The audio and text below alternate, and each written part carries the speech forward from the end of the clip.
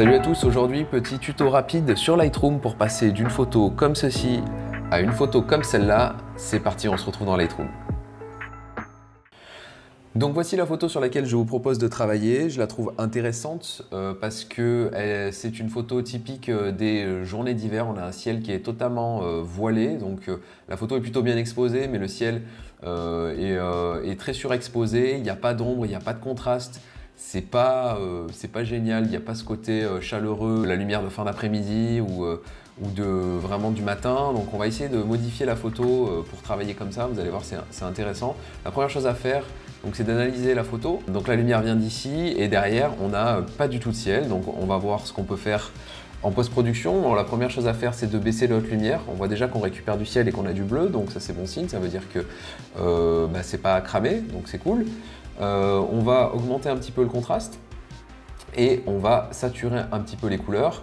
Je préfère le faire avec la vibrance plutôt que la saturation, puisque la saturation a tendance à agir sur tout le spectre, sur toutes les couleurs. Et quand on augmente trop la saturation, on a tendance à avoir des couleurs de peau, des skin tones qui sont très orangés. Moi, ce que je préfère faire, c'est de baisser légèrement la saturation et d'augmenter plutôt la vibrance.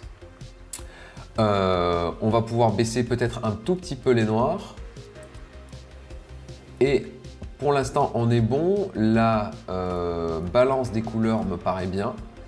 Et là, on va pouvoir travailler directement avec des filtres gradués qui vont nous permettre de modifier en fait la couleur de la lumière et son intensité. Donc je vais commencer, donc là on sait que la lumière vient d'ici et au lieu d'avoir une lumière vraiment de milieu d'après-midi, je préfère avoir une lumière de fin de journée. Donc on va tracer un filtre gradué qui part d'ici et qui vient là. Et là on va faire deux choses, on va augmenter légèrement l'exposition. Donc là on voit déjà qu'on a un travail sur vraiment la puissance de la lumière. Donc déjà on a un petit peu de contraste qui se dessine, ça c'est cool. Ici, et on va jouer sur la température de la couleur pour essayer de simuler ce côté, on va dire, lumière de fin de journée, donc coucher de soleil. Donc là, vous voyez, c'est très brut ce que j'ai fait, mais vous voyez déjà l'esprit, que comme l'esprit de la photo change. Donc voilà, là ça me paraît pas mal. Je vais pouvoir baisser aussi les hautes lumières pour garder encore un petit peu de détails, puisque je vous rappelle que là j'ai augmenté l'exposition, donc forcément en augmentant l'exposition, je recrame un petit peu mon ciel. Donc je baisse un petit peu les hautes lumières, voilà. Ce que j'aime bien faire, c'est jouer sur la clarté. Alors la clarté sur les portraits, il faut faire attention parce que ça peut donner un effet peau de porcelaine, mais sur la gestion de la lumière, ça permet d'avoir une lumière beaucoup plus douce. Alors évidemment, si vous le faites à fond, vous avez cet effet assez cheap de retouche, donc je ne vous conseille vraiment pas d'y aller à fond.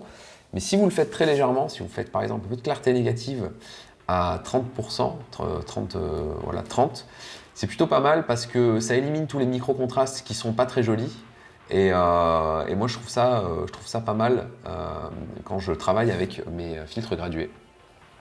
Donc voilà, on va voir déjà l'avant-après juste avec ce filtre gradué. On voit déjà que c'est déjà bien mieux. J'ai beaucoup plus de chaleur dans ma lumière et je trouve ça bien plus joli. C'est un peu brut, mais pour l'instant ça me plaît. Donc on va commencer par rester là-dessus. On va mettre un deuxième filtre gradué qu'on va mettre ici. L'objectif de notre retouche, ça va toujours être de garder du naturel. Donc il ne faut pas modifier en fait la réalité. Il faut juste, on va dire, l'exagérer, la sublimer pour que ça serve notre photo. Donc comme j'ai rajouté de la force au niveau de la lumière ici, il faut forcément que mon ombre soit un peu plus prononcée. Donc ce que je peux faire, c'est baisser mon expo, voilà. Baisser en particulier les basses lumières, donc mes ombres. Voilà. Et là, j'ai deux choix. Soit je rajoute un petit peu de texture pour donner un côté un peu graphique à ma photo, soit je baisse la texture pour pouvoir accentuer potentiellement le bokeh de mon objectif. Là, ce que j'aime bien, c'est le côté un peu plus graphique, donc je rajoute un petit peu de texture. Et on va avoir aussi ce jeu en fait je vais mettre 50, ça me stresse, c'est pas les chiffres ronds. Donc là, du coup, je vais mettre moins 50 aussi. Là, on a une lumière qui est plus douce ici. Et là, on a une ombre qui est un peu plus contrastée, avec un peu plus de texture. Donc, je trouve ça pas mal. On va faire un avant-après. Donc, pour faire avant-après, vous recliquez sur vos filtres gradués. Et ici, vous déclenchez. Et là, vous voyez la différence. Au début de la photo, j'avais mon sol qui était très éclairé et il me manquait de la lumière pour mettre en valeur mon sujet. Et avec mes filtres gradués, j'ai totalement inversé cette tendance. Et j'ai donc ici mon sujet qui est beaucoup plus éclairé et mes ombres ici qui sont plus prononcées. En faisant ça, ça me permet de voir aussi que ma retouche est trop prononcée, en particulier ici. On a vraiment l'impression, je trouve que ça fait vraiment trop fake. Donc ce que je peux faire, c'est que je vais pouvoir faire deux choses. Je vais pouvoir non seulement baisser ici la température des couleurs, voilà. Hop, comme ça c'est pas trop chaud. Mais je garde quand même cet effet de chaleur. J'ai toujours du détail ici dans mon ciel, mais ça pourrait être mieux. Donc je vais pouvoir faire localement retoucher mon ciel. Pour ce faire, j'ai deux solutions. Soit je remets encore un filtre gradué ici, et là je travaille uniquement sur les hautes lumières. Soit je peux le faire plus localement avec ici mon pinceau de retouche. Et là, je vais faire deux choses. Je vais refroidir un petit peu mon ciel. Là, à -20. Et je vais baisser l'expo à -0,20 aussi, 0,25. Et mes hautes lumières. Et je vais pouvoir aller peindre sur mon ciel directement.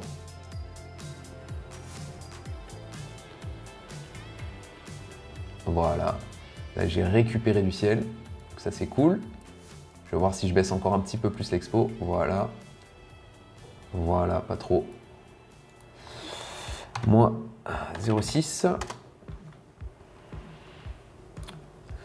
Donc, on va faire un petit avant-après. Ça, c'était avant. Et ça, c'est après. Donc, on a récupéré de la chaleur ici, une lumière plus chaude, des ombres plus prononcées. Donc, on a vraiment cet effet un peu plus 3D sur la photo. Il y a plus de relief. Je trouve ça bien plus intéressant. On va pouvoir pousser un petit peu plus en éclairant plus son visage.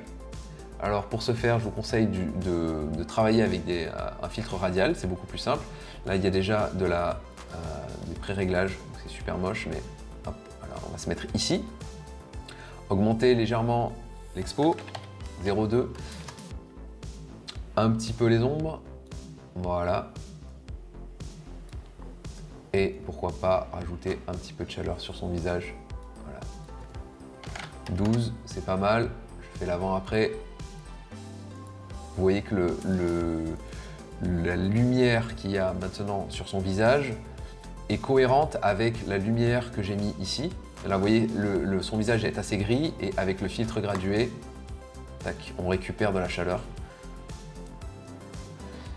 À partir de ce moment-là, ce que je peux faire, maintenant que ma photo est bien équilibrée, que j'ai bien géré mes lumières, je peux faire toute la création que je voulais faire, l'étalonnage. Si jamais j'ai envie de lui donner un petit côté un peu vintage, je peux travailler sur mes courbes, il n'y a aucun problème là-dessus. L'étalonnage qui a été fait me le permet. Je peux travailler si je veux aussi sur la saturation des couleurs. Ça sera peut-être pour une prochaine vidéo. Ouais, j'espère que ce tuto vous aura été utile. N'hésitez pas à me dire en commentaire si vous souhaitez qu'on aborde d'autres sujets sur Lightroom qui pourraient être intéressants. D'ici là, à plus!